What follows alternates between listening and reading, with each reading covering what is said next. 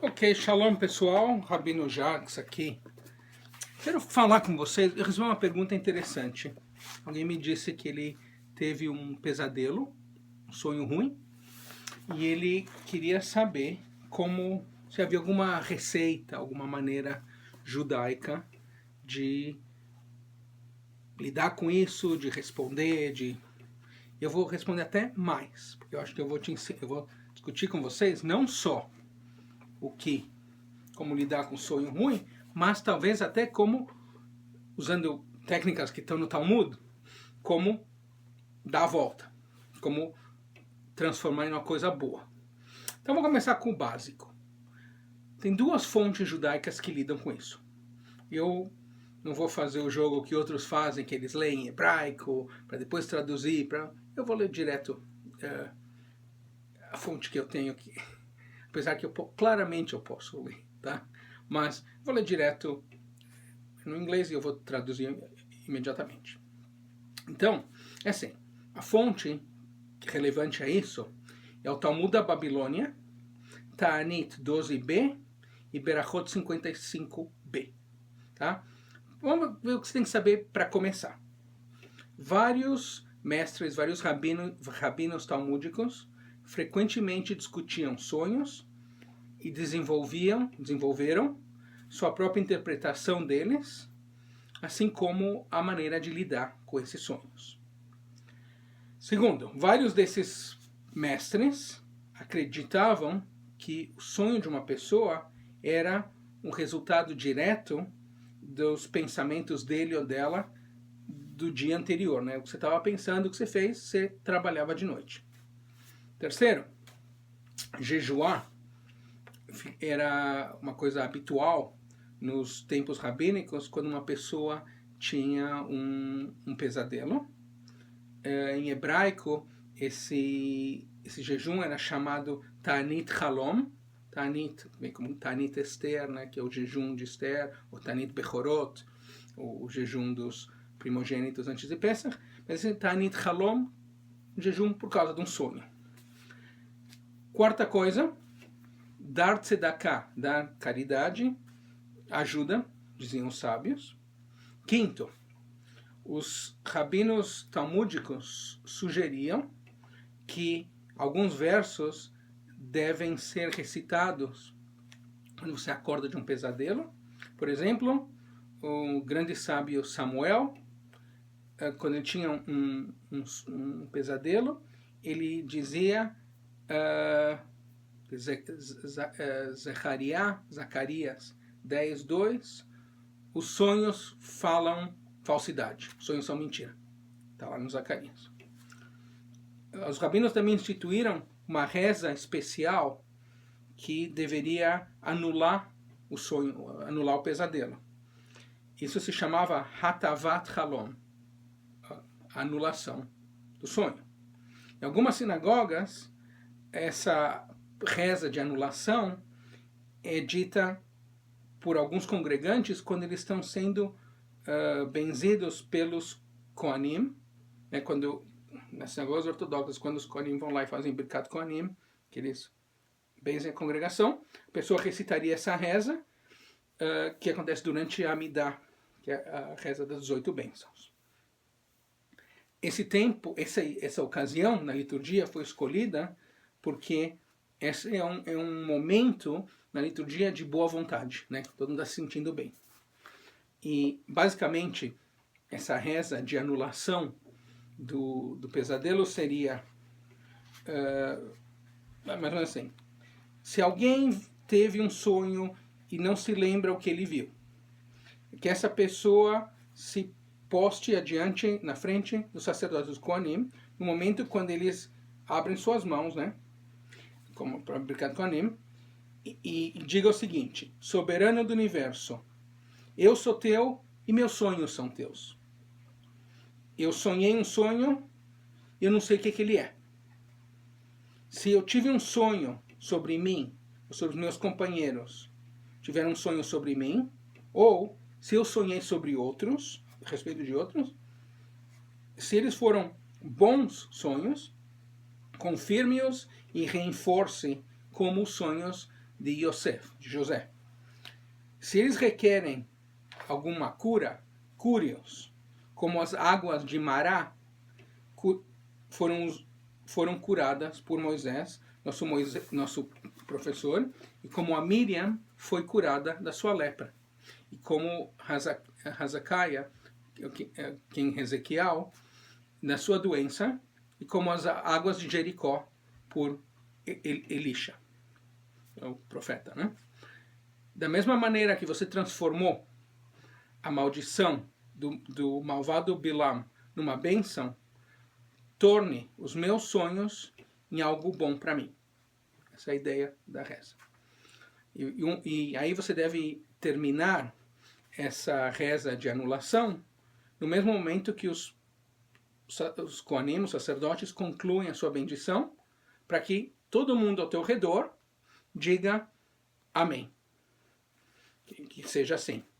Se você não é capaz de concluir a reza ao mesmo tempo que os Kohanim, então, de acordo com o Talmud, você deve concluir dizendo: tu sos majestático nos céus e você habita em poder, você que é paz, o teu nome é paz, que seja o teu desejo, eterno Deus, dar a paz para todos nós.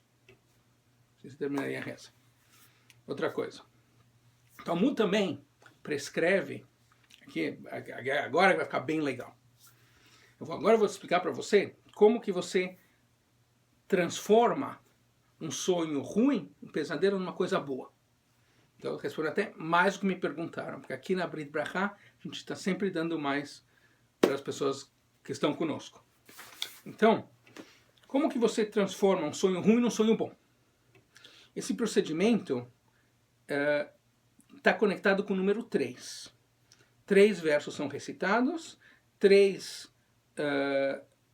vezes 3 coisas do sonho são boas, etc.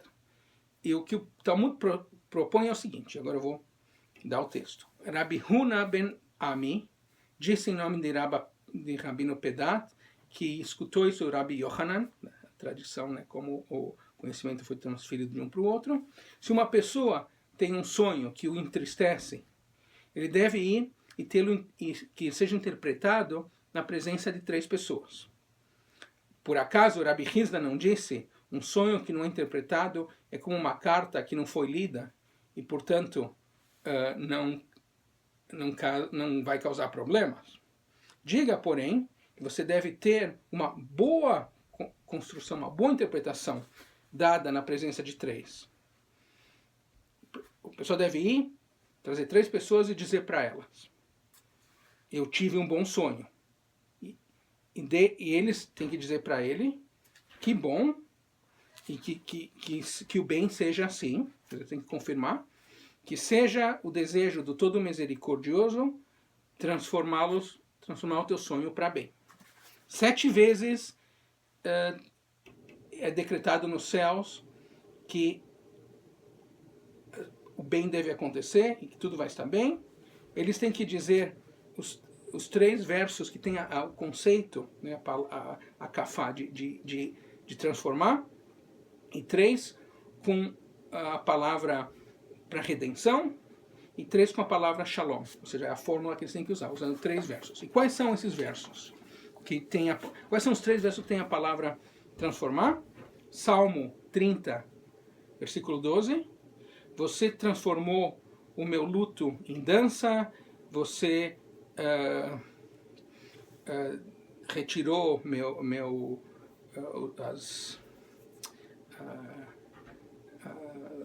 como se diz, a roupa ruim que eu estava usando e me vestiu com alegria. Tá? O segundo verso é Jeremias 31, 13.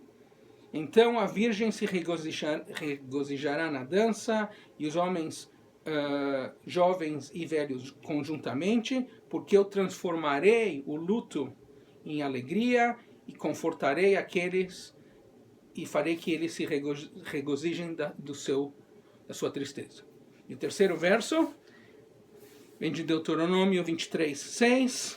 Porém, Adonai teu Deus não vai escutar a Bilam, mas o Eterno teu Deus transformará a maldição em bênção para você. Agora, os 3 versos que tem a palavra redenção, devem ser recitados por essas pessoas também, que escutaram o teu sonho. Deus tem redimido, é Salmo 55:19. Deus tem redimido minha alma em paz, para que ninguém venha perto de mim. Segundo, Isaías 35:10. E os que foram redimidos de Adonai retornarão e virão com cânticos a Sion, e a tristeza e os suspiros fugirão. E finalmente, o terceiro verso, que fala de redenção, é primeiro livro de Samuel 14:45. O povo disse para Saul: será que Jonathan tem que morrer? Porque ele que trouxe uma grande salvação para Israel.